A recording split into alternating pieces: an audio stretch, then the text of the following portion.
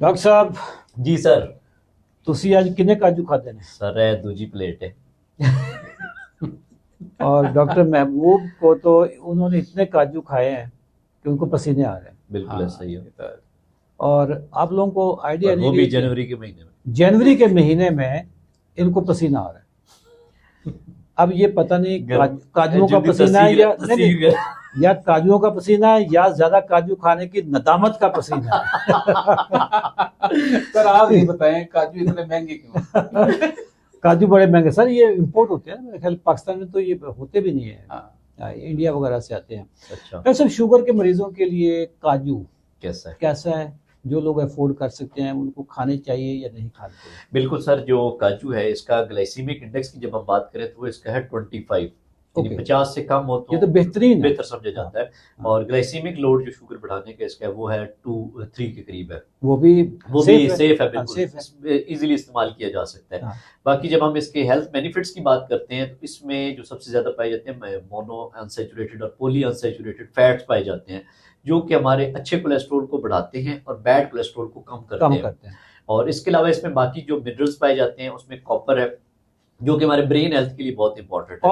Copper और इसमें zinc पाया जाता है जो इम्यून सिस्टम बहुत ज्यादा स्ट्रॉन्ग करता है। और इसके अलावा इसमें बाकी विटामिन जो जिंक तो आपके देखें, अगर कोई जख्म शख्म हो जाए तो उसकी हीलिंग के लिए भी, स्किन के लिए, फर्टिलिटी के लिए सबसे मेन है कि मेल या फीमेल पाया जाता है, दोनों की सर अच्छा। ये फर्टिलिटी में बहुत रोल प्ले करता है। जिंक मेल और फीमेल दोनों की फर्टिलिटी में इंपॉर्टेंट रोल। मैग्नीशियम इसमें पाया जाता है सर, जो कि मसल के लिए बहुत इंपॉर्टेंट है, मसल हेल्थ के लिए भी, मसल के लिए भी, आपकी और ब्रेन फंक्शनिंग के लिए बड़ा उसका इंपॉर्टेंट रोल है। वो जो इसमें नींद अच्छी आती है सर, मेलाटोनिन होता है ना सर, इसमें मेलाटोनिन होता है तो नींद अच्छी आती है। वैसे भी सर जिसकी जेब से कोई वो दूसरा खाए उसको नींद नहीं आती, उसकी उड़ जाती है। जिसने खाए होते हैं उसको तो आनी है। इसमें ना फास्फोरस पाया जाता है, जो कि बोन हेल्थ के लिए या बोन डेंसिटी के लिए बहुत इंपॉर्टेंट है। तो ये ओवरऑल इसके बहुत ज्यादा बेनिफिट हैं, जो कि सेहत के लिए, स्किन से लेके डिफेंस सिस्टम, एंटीऑक्सीडेंट इसमें काफी पाए जाते हैं, जो कि बॉडी के अंदर जो इन्फ्लेमेशन, सोजिश को कम करने के लिए बड़ी इंपॉर्टेंट रोल प्ले करते हैं। तो नाजरीन को आप जो आल शुगर है उनको क्या डॉक्टर साहब क्या मशवरा देंगे? सर बिल्कुल खाएं, बहुत अच्छा स्नैक है, कहवा के साथ या फिर चाय के साथ, कॉफी के साथ।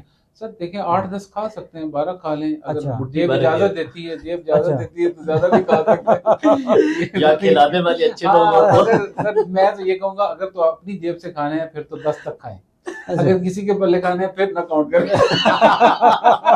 नाजरीन काजू खाएं, काजू शुगर अगर है तो आप बजाय इसके कि इधर उधर की कोई चीजें खाएं, काजू खाएं। अगर कहीं मेहमान चले जाएं और वो काजू रख दें तो सारे खाकर आने हैं। थैंक यू, अल्लाह हाफ़िज़।